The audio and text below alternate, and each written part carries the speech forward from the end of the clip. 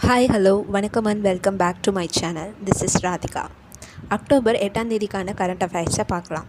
அதுக்கு முன்னாடி அக்டோபர் 7ஆம் தேதிக்கான கேள்விகளை ரிவிஷன் பண்ணிடலாம். Question number 1. இந்திய பெருங்கடல் பகுதியில் இந்தியா எந்த நாட்டுடன் 8 நாள் கூட்டு கடற்படை பயிற்சியை அக்டோபர் 5 முதல் எக்ஸசைஸ் கொங்கன் என்ற பெயரில் நடத்துகிறது? Answer Britain. Question number 2. மகளிர் உலக கோப்பை கிரிக்கெட் போட்டியில் 6வது தொடரில் வென்ற அணி எது? Answer India. Question number 3. சீன ஓப்பன் டென்னிஸ் போட்டியின் மகளிர் ஒற்றையர் பிரிவில் தனது முதல் சாம்பியன் பட்டத்தை வென்றவர் யார்? Answer அமெண்டா Anisimova. Question number 4. உலக பாரா தடகள சாம்பியன்ஷிப் போட்டியில் இந்தியா எத்தனை பதக்கங்களை வென்றுள்ளது? ஆன்சர் 22 பதக்கங்கள்.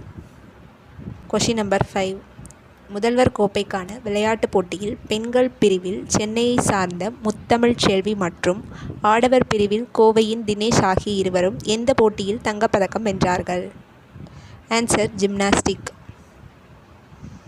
அக்டோபர் 8ஆம் தேதிக்கான கரண்ட் அஃபேர்ஸை பார்க்கலாம். Question number 1. கீழ்கண்டவர்களில் மருத்துவத்திற்கான நோபல் பரிசு பெற்றவர்கள் யார்? ஆப்ஷன் டி மேற்கண்ட அனைவரும். யார் யாருன்னா Mary E Brunkow, Fred Ramsdell, Shimon Sakaguchi. Question number 2. மாநில வேளாண் பல்கலைக்கழகங்களில் அகில இந்திய ஒதுக்கீட்டு இடங்களுக்கு மட்டுமே பொது நுழைவுத் தேர்வு கியூட் அடிப்படையில் மாணவர் சேர்க்கை நடைபெறும் என அறிவித்தவர் யார்? ஆப்ஷன் சி வேளாண்மை உழவர் நலத்துறை அமைச்சர் எம்ஆர்கே பன்னீர்செல்வம். Question number 3. 2016-17ஆம் ஆண்டில் நடைபெற்ற அழகன்குளம் அகழாய்வு எந்த மாவட்டத்தைச் சார்ந்தது? Option D Ramanathapuram.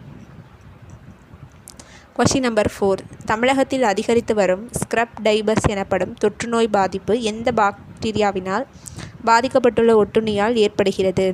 Option A ரிக்கட்சியா. Question number 5. முதல்வர் கோப்பைக்கான கால்பந்து விளையாட்டுப் போட்டியில் எந்த அணி சாம்பியன் பட்டத்தை வென்றது? Option B Kovai. ப்ரீவியஸ் கொஷினில் முதல்வர் கோப்பைக்கான விளையாட்டுப் போட்டியில் தங்கம் வென்றவங்களை பற்றி பார்க்கலாம். பளு தூக்குதலில் தங்கம் வென்றவங்க யாருன்னா 48 கிலோ எடைப்பிரிவில் ஐஸ்வர்யாவும் 44 கிலோ எடைப்பிரிவில் கிருத்திகாவும் தங்கம் வென்றிருப்பாங்க. வாள்வீச்சில் பெனிகுவேபாவும், ஜிம்னாஸ்டிக் ஆடவர் பிரிவில் தினேஷ், பெண்கள் பிரிவில் முத்தமிழ் செல்வியும் தங்கம் வென்றிருப்பாங்க. தேங்க்ஸ் ஃபார் வாட்சிங்.